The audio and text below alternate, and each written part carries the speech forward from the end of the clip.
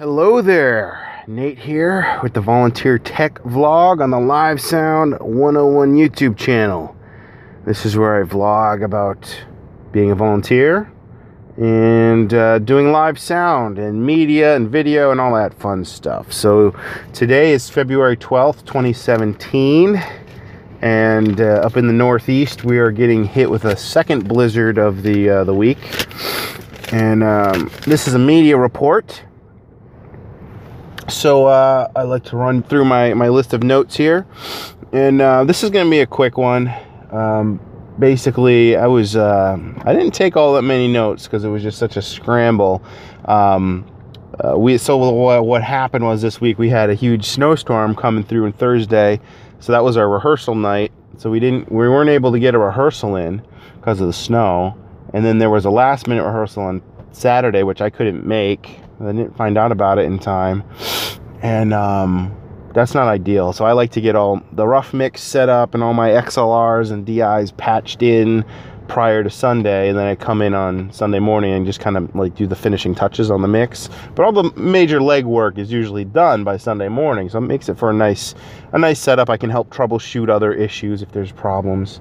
So it's just a good situation to get prepped. Didn't have that nice situation this week, so it was kind of like scramble mode to get everything wired up. So I recalled an old mix, but of course channels weren't plugged in where they were in that other mix. So I thought, well, I'll be sneaky and I'll change the virtual input assignment. So basically I'd go in, and instead of input 5 being virtual input 5 being input 5, I'd just change it so it was 7. So I could keep all my mix settings and my sources is, good to go. But then you end up with this like funky, IO at the end of it, where physical channel 6 was actually going to virtual 2, physical 4 was going to virtual 10, physical 1 is going to virtual 3, and yada yada yada, so on and so forth. So it gets a little confusing. And then we had some technical difficulties with a guitar pickup, an active guitar pickup. The 9-volt battery wasn't seating in there quite properly, so we weren't getting signal from the acoustic guitar. And actually, I think what that boils down to was we had some, because the input 5 wasn't actual physical 5, wasn't virtual 5. I think that actually, in the chaos and the hecticness of trying to get everything done real quick, I think that might have been on me. And the battery's actually fine. It was just the input assignment was wrong, and I didn't catch it right away. So it was a little bit of a chaotic morning, so to speak, which I try to avoid, but it happens every once in a while.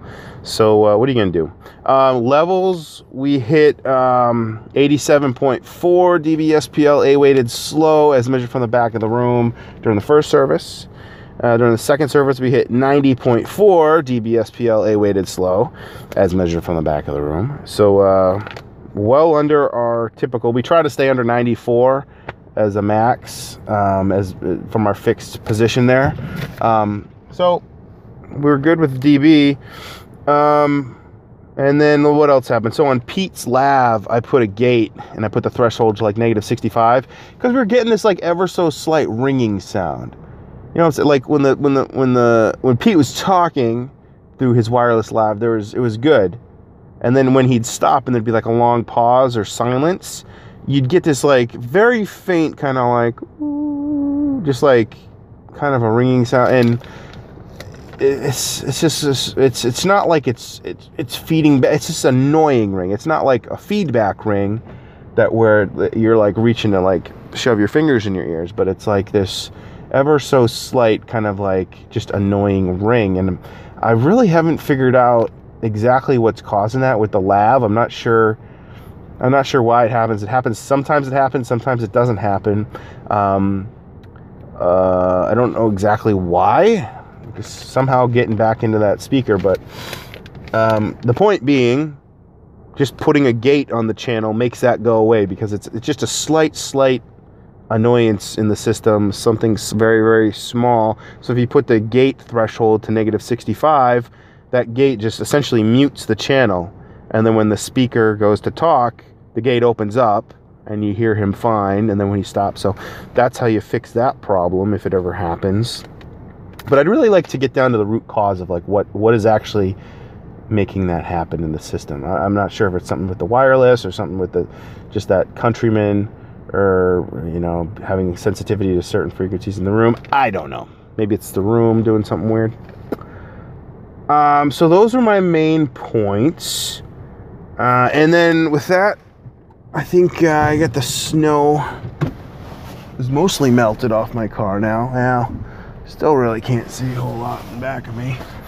I should probably clear that off. My thinking was that when the car warms up, there's not quite enough snow. Really not quite enough snow to have to brush it off, but maybe I will. Actually, a little trick. Little New Englander lazy man trick. Just put the window down, and all that snow will fall into my car. Yeah. Oh, yeah. All that snow just fell right in the car. Well, now I can see out the window, though, and I didn't have to get out of the car. That is a lazy man's trick there. Let's do that again. I don't really care if snow comes in my car. Let's try that one. You can't even really see it because it's so washed out, but just put each window down. You see that one? No, you can't really tell. It looks like all white. Ah, all right. Now I can see out my windows. That's how the lazy man clears the snow off his windows. The luxury of power windows. As long as you don't mind getting snow in your car. So we're getting, this is like the very beginning stages of another blizzard here. Crazy. And a blizzard is just, in case you're not from the Northeast, it's just high winds mixed with snow. It's not really like a certain threshold or amount of snow per se, but it's just high winds mixed with snow. That's what defines the blizzard. But I wanted to talk about my chat with Josh today. So I got a chance to go to Dunkin' Donuts and partake in a coffee and a bacon, egg, and cheese croissant with Josh, and he had his laptop, and we were talking through some notes. So he's working on, his big project is getting the Yamaha TF5 up and running. And wow, a lot of cars coming today. And so we're talking about not just deploying the Yamaha TF5 and getting rid of software audio console, but there's a bunch of other little kind of like related projects in the mix there. Like we got a couple new channels of wireless microphones, we've got a PTZ camera, we've got a new confidence monitor, we've got IR extenders and repeaters so that we can turn on all the displays on and off at the same time. So we've got a bunch of little projects going on, and so we're just talking about any new materials we would possibly need to order in 2017 to, just get all the materials in-house to make those things happen. And labor is the biggest thing. I mean, we can order more materials and make sure we have what we need. That is a good thing. But what it comes down to with an all-volunteer team is making sure there's enough labor or people's time allocated to get these projects done. Because what you want to avoid, and this is something we've been learning, is just buying the gear isn't a good plan. I mean, we got to buy the gear and also have a plan for execution and implementation, and whether that's hiring an integrator or whether that's talking with a volunteer that's going to take on that responsibility. But it needs to be kind of somebody's responsibility to do. And Josh is the man. Josh is the man for the job. So he's got until June to get all this stuff done. So I'm gonna work with him and probably spend some hours also working with him to get the stuff done. But he's gonna do a lot of this stuff. I think like 7 to 10 hours a week for let's see, what is this, February, for the next few months now. And I think if we throw 7 to 10 hours a week, if he throws 7 to 10 hours a week, and I can do, I don't know, maybe 4 hours every other week or something like that, I think we can chip away and get a good chunk of this stuff done. So we're kind of planning for, I don't know, trying to put the finishing touches on our ever-growing punch list that just seems to keep growing. And so anyway, good chat with Josh at Dunkin' Donuts. Starting to get a good game plan together.